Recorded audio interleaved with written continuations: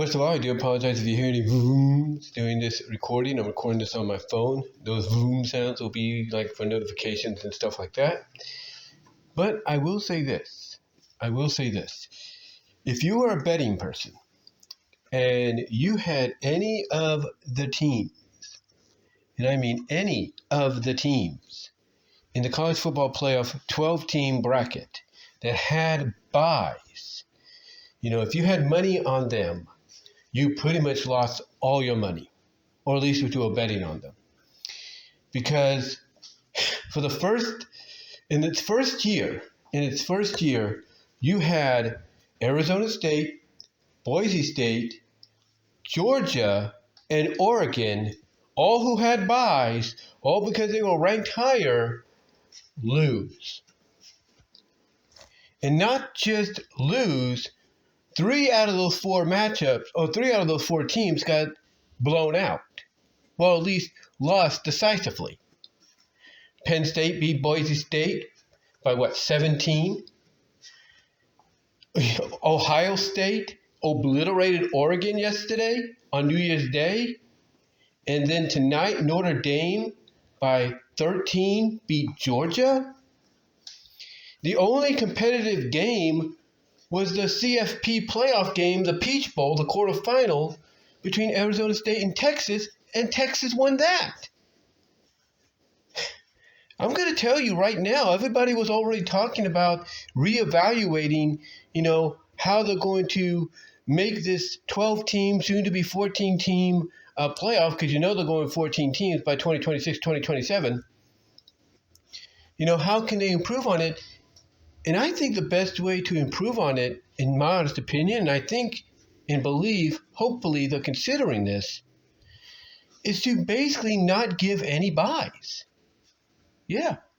Don't give any buys whatsoever. Instead, have all the teams that are eligible for the playoffs, that are ranked in position to be put into the playoffs, to play each other. That's right. Allow them to play each other. And in that way, the winning teams meet each other in the bowl games. It's simple as that. It's as simple as that. I mean, for example, you could take any of those first-round matchups, replace one team with a team that had a bye, and then you could say, okay, Oregon taking on, let's say, Indiana, right? Let's say it's Oregon, Indiana. Oregon takes on Indiana. Then you could say the winner of that takes on the winner of, let's say, Clemson, Ohio State, Rose Bowl. There you go. Simple as that. Arizona State was in the Peach Bowl, right? You can say, okay, Arizona State, you're taking on, let's say, Boise State, or you're taking on Alabama. Let's say you're taking on Alabama. Winner of that takes on the winner of the Texas-Clemson game in the Peach Bowl. Simple.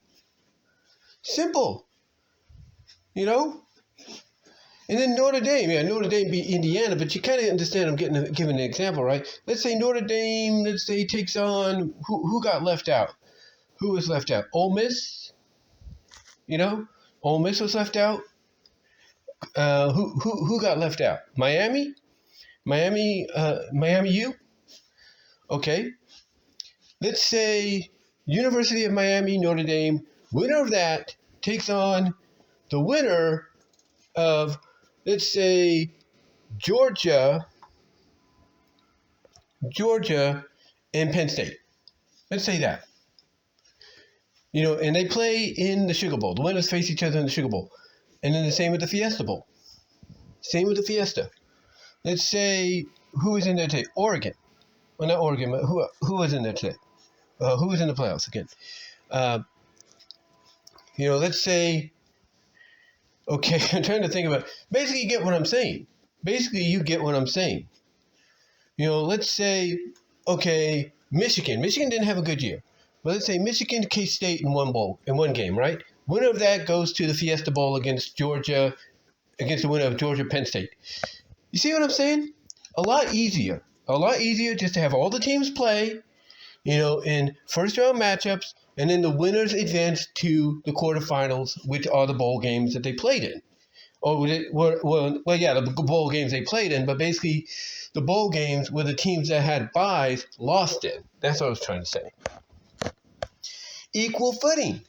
Because again, that's going to be one complaint and one criticism that this, first year of the 12-team routine, the first 2 years, 3 years of this 12-team routine, it's going to get and needs to be worked on. And honestly, I don't blame anybody for criticizing it because, you would think, okay, you have a bye, you're rested and everything. People, not people, but teams, they've already played and they got shorter time to rest, and thus you have the advantage. But in reality, you don't. In reality, you don't, because you have to wait, several more weeks to face them. You have to wait, essentially, into the new year to fight them.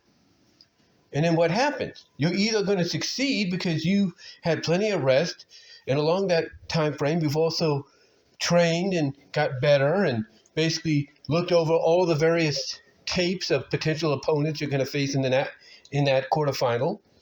So, there's a good chance you're going to win. But in the end, the other chance, because it's always a 50-50, crapshoot, if you will, that you're going to lose. And in this case, a lot of the teams that had byes lost. And this is going to be something, like I said, that's going to get talked about for the rest of the year going into the 2025-26 season. Because that a lot of the teams, all the athletic directors for all the schools of these teams, the coaches, all of them, the people that represent the conferences as far as the CFP playoff community goes, all of them are going to look this over and be like, okay, this didn't work. Giving, Oregon, Georgia, Arizona State, who else again? Arizona State, Georgia, Oregon. Okay, I'm trying to think. I don't know why the other team's slipping my mind here. Oh, Boise State. There it is. Boise State. Duh. They're going to look over this and they're going to be like, okay, obviously this didn't work. What can we do to rectify it? Because they're going to realize, okay, giving Oregon, Boise State, Arizona State, and Georgia the byes, that didn't work. What can we do? And I think the best solution, in my opinion, and I think a lot of people listening to this and watching this would agree, go the route where all the teams play in the first round. That way, nobody is left out, especially those that feel they should have been in. I mean, Alabama feels they should have been in. The Miami Hurricanes, the U, if you will, they feel they should have been in. There's a lot of teams that had decent records, whether they're the Power 5 or mid, that felt like, hey, we're in this high ranking situation, we're in a decent, number, we should be in, or we should be strongly considered. And to me, that should be the direction they go in. So next year, if they try to reconfigure this to where, okay, they're going to keep the 12-team format, but it's going to be all the teams face each other in the first round, no byes, that would be more beneficial because that way everybody is on equal terms. The only difference is maybe one or two teams, maybe three, will have a day or so extra to rest because their first round games and their first quarterfinal games were on days before the other ones. But even if they have a day's rest, doesn't mean anything because pretty much, all they're doing is resting for an extra day or two, and then they got to get on, into training. It's basically almost like, basically saying we're putting them on equal footing, in a sense. We're putting them on equal footing in a sense that, basically says, hey, nobody's going to have an advantage. There's not going to be any criticism. There ain't going to be no controversy. This is how it's going to be. And when they decide to expand to 14 teams, then yeah, you could use, the extra 2 teams as a play-in, but do that at the end of the regular season. Like if a team thinks, okay, RC, if 2 teams think, okay, they should be in and they get in, then you have them play in that extra game. and then you have them play the following week on a Friday or a Thursday, depending on when you schedule it, against the team that's waiting for them. That way, yes, the team that's waiting for them has a little bit of rest, but then it's equal footing because they're not resting that much. They're not resting that much. Because if the team that wins the play-in game, let's say wins it on a Saturday, and they get a rest on a Sunday, maybe a Monday, or Sunday and Monday, then the other team that's waiting for them, yeah, they get a bit of a rest too, but then they got to get right to work around the same time frame. And that's another thing they should also consider. Make sure all the teams that are in these playoffs all start training around the same time so that it's on equal footing. Yeah, I know it's all about, who has the better team, who has the better strategy and all that. I get it, because that's always a winning factor. But we all know controversy is going to come out of this. Criticism is going to come out of this. And to me, the best solution, to hopefully rectify all of that is to basically make sure all the teams in the next 2 years of this 12-team playoff bracket all play in the first round. They all play in the first round. All the teams play in the first round, and then the winners advance to face each other in the quarterfinals in whatever bowl games are going to be the quarterfinals next year. And then the winners of that go to the semifinals, whatever bowl games are going to be the semifinals, and so on. Makes more sense to me. And I know anybody watching and listening agrees with that. I know they do. Because, again, having a bye, you can have rest and everything. I agree. You can have a lot of rest. There's no doubt. I have no doubt you can have a lot of rest, and that would help you. It would. But also, it could be a detriment. It could be a detriment to you and the rest of your season. I think that's what they need to do. Now, if they don't, and they keep it the way it is now, that's going to get a lot of criticism, going forward. Because then they're going to wonder, okay, if they're keeping it this way for the next year, they're keeping it the same way, keeping the same formula for the following year. What is that going to say for the 14-team deal when it expands maybe in the next few years? What does that say? It doesn't say very much, right? Also, the other criticism I'm sure a lot of people get is, what about the teams in the first round that lose? They don't get anything in return? Their season's over? They go to another school's turf and lose, and then that's it? Even though they have a winning record? I think that's another thing that should be rectified too. I think whatever bowl games are out there that you could consider, my hand hit the phone there.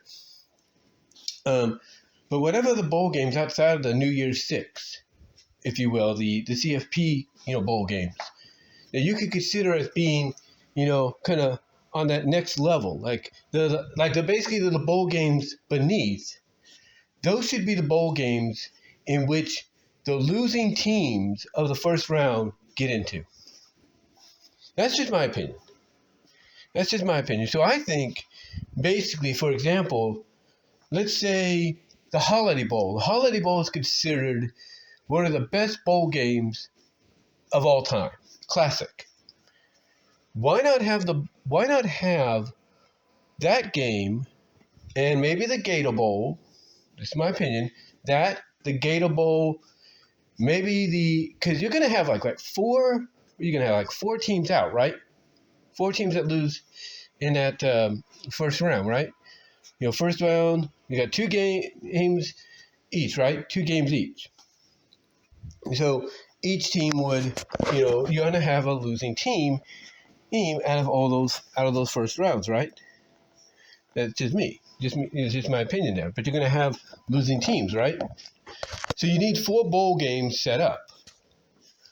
So to me, Holiday Bowl, Gator Bowl, Citrus Bowl, I believe should be 3 of them. And I think maybe because they're obviously trying to build it up as being a big deal, because they've always had some decent matchups in there. And it's supposed to be very fun in its own right.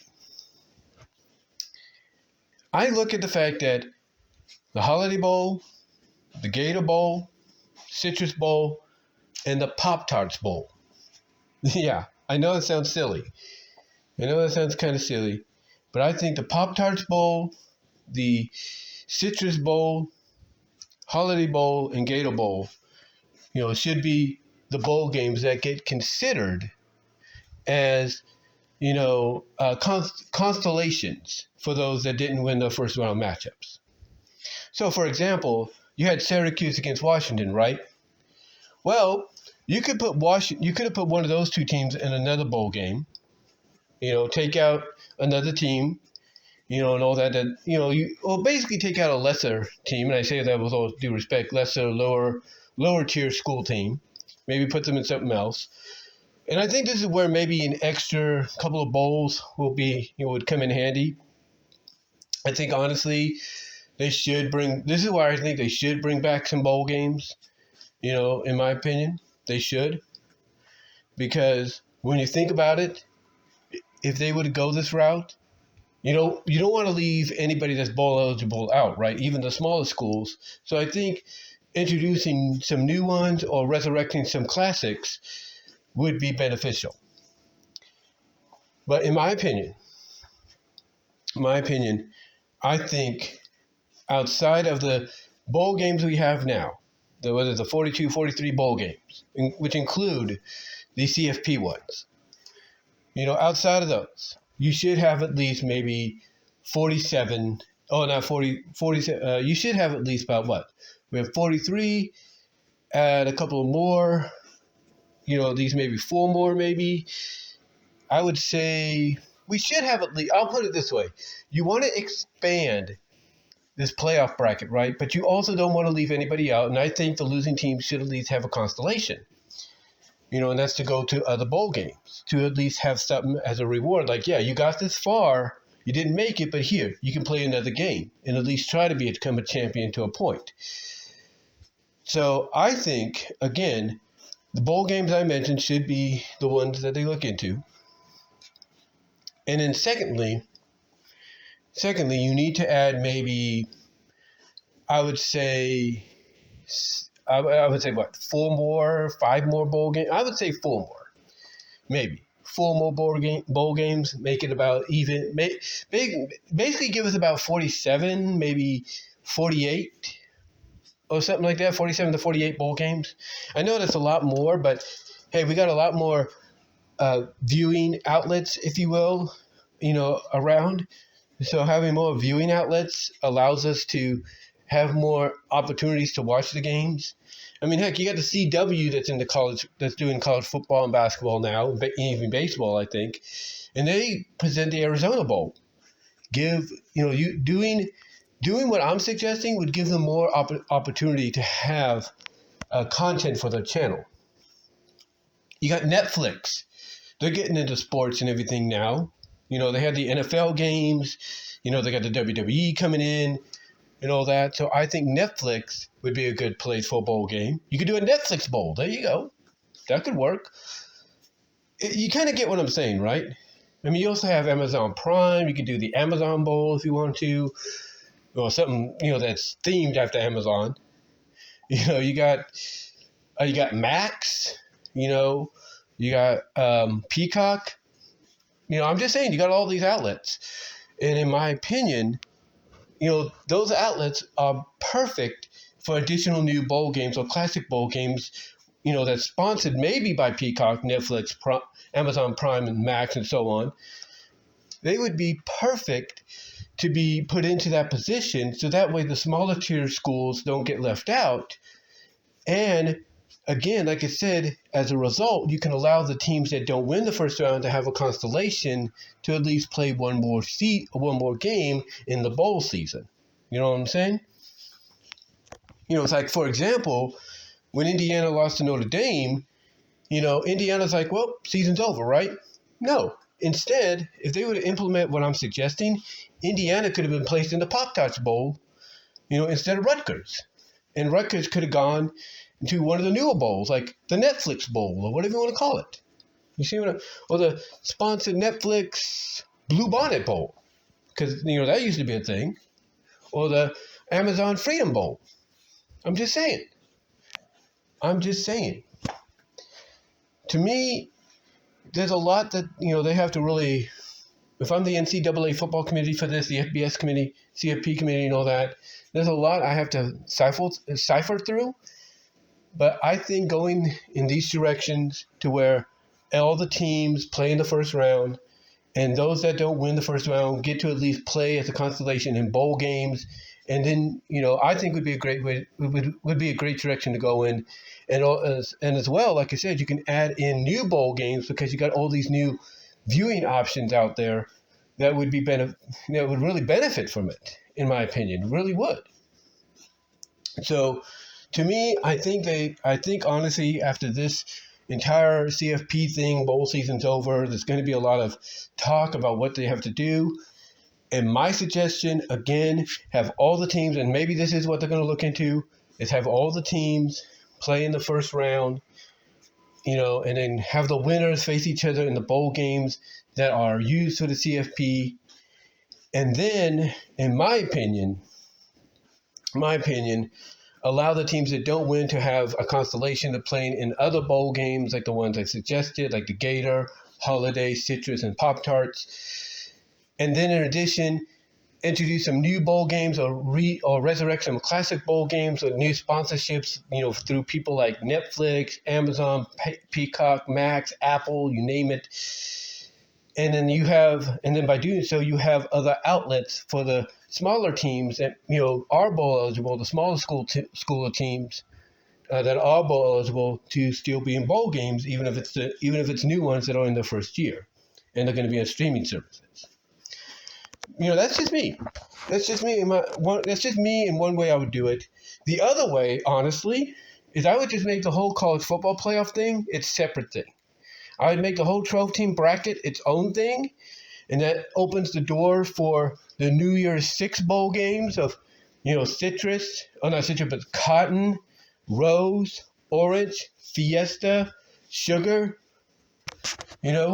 peach. It opens up that for, other teams that get bowl eligible that have decent records that won't make the playoffs to get in and play and have something to play for. So to me, they could go the first option I'm suggesting, which is have all the teams play in the first round. Winners go advance to the bowl games that are the quarterfinals for next year. And then the teams that don't win constellation, let them go play in bowl games like the ones I suggested. But you also open the door for newer bowl games at the same time to be introduced, if not older bowl games, classic bowl games to be resurrected under sponsorships of, let's say, Netflix, Amazon, and all them.